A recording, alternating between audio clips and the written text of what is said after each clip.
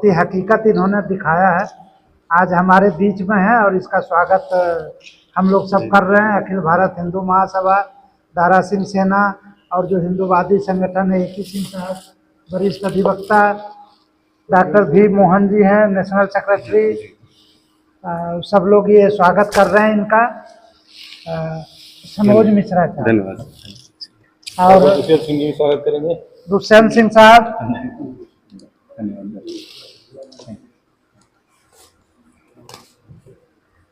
Doctor V Mohan ji, अरे बस धन्यवाद।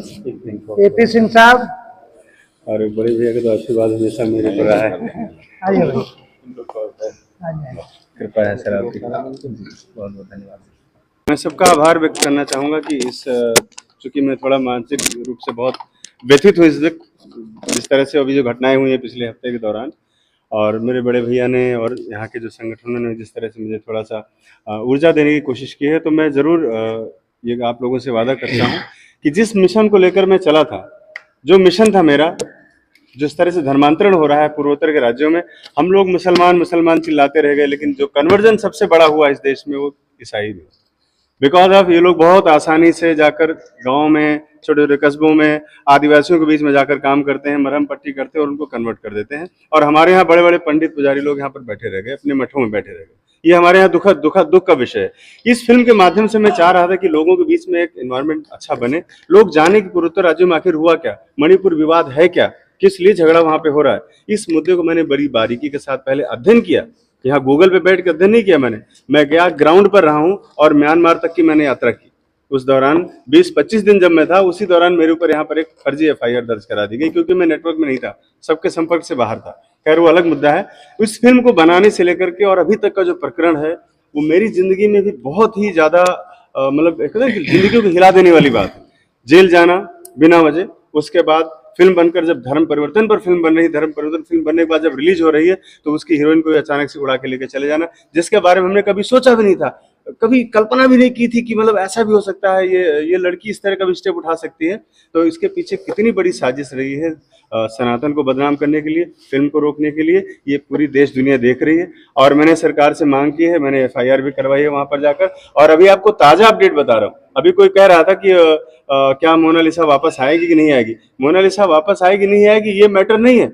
अभी मैटर ये है कि जो ये संगठन काम कर रहा है, जो गिरोह काम कर रहा है, जिसने इतनी बड़ी घटना को अंजाम दिया है, उसका पर्दाफाश होना जरूरी है। और ये मानी मोहन यादव जी की सरकार ने इसकी शुरुआत कर दी है। अभी थोड़ी देर पहले ही FIR वहां पर दर्ज हो चुकी है उनके बयानों के आधार पर, जो मैंने 2 दिन पहले वहां जाकर पुलिस में शिकायत कराई थी। तो मुझे लग रहा है कि अगर NIA जांच करती, जैसे डॉक्टर साहब ने कहा है कि अगर जांच करती है, तो इसके पीछे बहुत बड़ा जो अंतर्राष्ट्रीय संगठन जो काम कर रहा है, जो PFI के पीछे जो फंडिंग हो रही है, वो सारी चीजें सामने आनी चाहिए। वो जो मुल्ला जो लड़की को लेकर के भागा है, जिस तरह से उसको बरगाह के लेके गया है, उसके अकाउंट की जांच होनी चाहिए। पंचर जोड़ने वाले का लड़का जिसको इतनी बड़ी बड़ी पार्टियां कर रहा है, वहां पर बड़ा फंक्शन कर रहा है, जिसमें बड़े वहां के स्टेट के मिनिस्टर आ रहे हैं, उस सब की जांच होनी चाहिए। और जिस तरह से मैं आपको कह रहा था शुरू से कि लड़की नाबालिग है, जो लोग बोले कि शादी कर ली है, तो शादी जब लड़की नाबालिग है तो पूरी तरह से, चूंकि हमारे साथ माननीय सुप्रीम कोर्ट के अधिवक्ता भी मौजूद हैं, आप खुद बता सकते हैं कि अगर लड़की नाबालिग है तो वो शादी मान्य नहीं है। तो इसको शादी कहना ठीक नहीं होगा जल्दबाजी में, क्योंकि लड़की के नाबालिग होने की पुष्टि हो चुकी है मध्य प्रदेश सरकार ने, और उनके खिलाफ FIR दर्ज कर लिया है। ये मैं आपको ऑफिशियली बोल रहा हूँ अभी। और मोनालिसा की शादी नहीं, अवैध एब्डिकेशन है, ब्लैकमेलिंग है, एक्सटॉर्शन है और किडनैपिंग है। किडनैपिंग की तहत एक नाबालिग बच्ची को वहां रखा गया, और उसमें मध्य प्रदेश सरकार से अनुरोध करूंगा, पुलिस से अनुरोध करूंगा, पॉक्सो के तहत केस रजिस्टर्ड कर, केवल उसी व्यक्ति नहीं जो उसमें शामिल हुए हैं, जो ले जाने में गए हैं, जो साथ में थे, जिन्होंने षड्यंत्र रचा, सबकी CDR निकाल के, कॉल डिटेल निकलवा के, बड़े स्तर पर जांच करके मोनालिसा के जीवन को बचाया जाए और देश के लिए एक अच्छा मैसेज।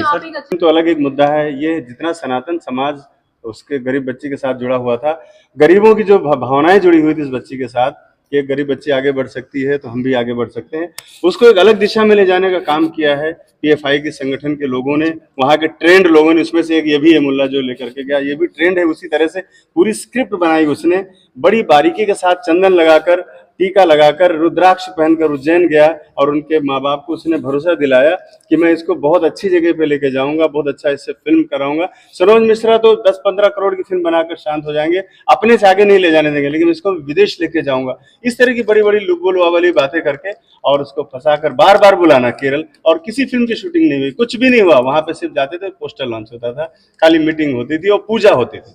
वो आदमी जो छद्म भेष में आया था, जिसका नाम जो अपने आप को लकी बताता था, उसके बाद, और बहन भी बोलता था, बिल्कुल बहन, उसको बहन बोलता था।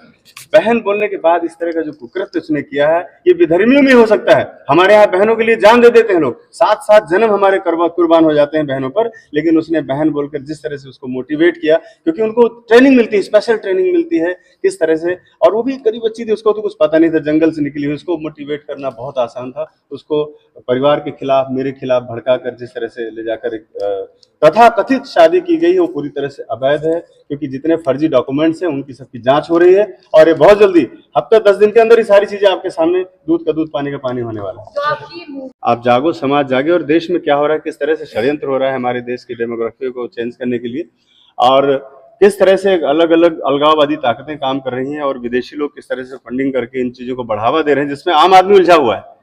और खासतौर पर सनातन धर्म के जो कुछ छोटे बहुत निशान बचे हुए पूर्वोत्तर के राज्यों में, उनको सुरक्षित करने के लिए, ताकि यहाँ की जनता जागृत होगी तो उनको भी अपना समझेगी और उनके दर्द को समझेगी। क्योंकि यहाँ तो खाली यही पता चलता है कि एक लड़की को नेकेड घुमाया गया, एक लड़की को नेकेड घुमाया गया, इसके अलावा कुछ पता ही नहीं कि आखिर मणिपुर का मुद्दा है क्या, कुकी मैतेई है क्या, ट्राइब्स हैं क्या, नागा के बीच में क्या झगड़े चल रहे हैं, वहां पर डेवलपमेंट क्यों नहीं हो रहा है। ये सारे मुद्दे मैंने इस फिल्म के जरिए उठाने की कोशिश की है, और मुझे लगता है कि ये फिल्म इस जो मैंने मिशन मैंने शुरू किया है, इसका एक बहुत बड़ा हिस्सा बनेगी।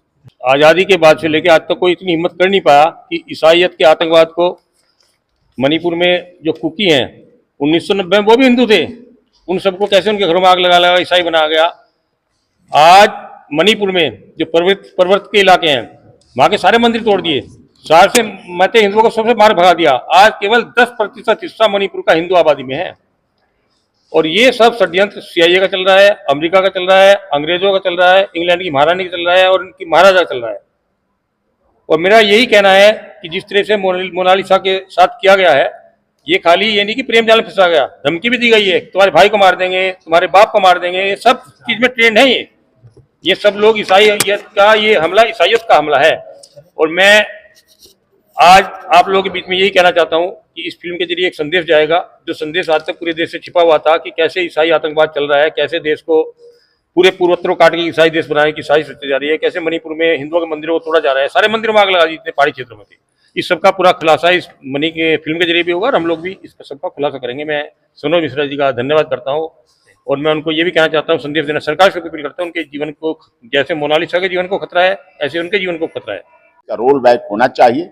माननीय सर्वोच्च न्यायालय ने स्टे दे रखा है हमारी याचिकाओं पर, और आगे विस्तृत सुनवाई हो, जिससे कि कुछ राज्य जो याचिका को जो UGC को लागू करने की बात कर रहे हैं वो ना हो, और हमारे देश में जातिगत विभेद न पैदा हो, मंडल कमीशन 2 ना बन जाए ये, और आर्टिकल, संविधान के आर्टिकल 14, 16, 19, 20, 21 जो अनुच्छेद हैं उनका उल्लंघन भी ना हो। हमारे देश में समानता, समरूपता, एकरूपता, एकता रहे, जिससे हमारे देश के बच्चों का ब्रेन ड्रेन भी ना हो, और भारत में रहे, इकोनॉमी ड्रेन ना हो।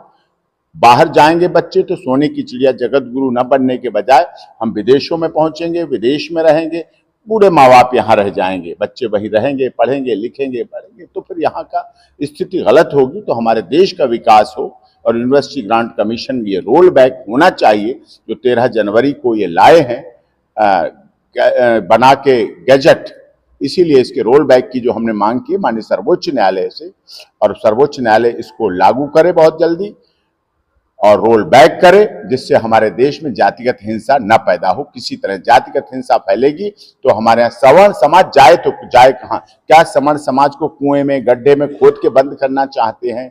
क्या चाहते हैं? सवर्ण समाज में पैदा होना अपराध नहीं है, तो उसकी ब्रह्मा जी की बात है। तो इसीलिए वर्तमान समय में UGC जो वर्तमान केंद्र सरकार सबका साथ, सबका विकास, सबका विश्वास चाहती है, तभी सफल होगा।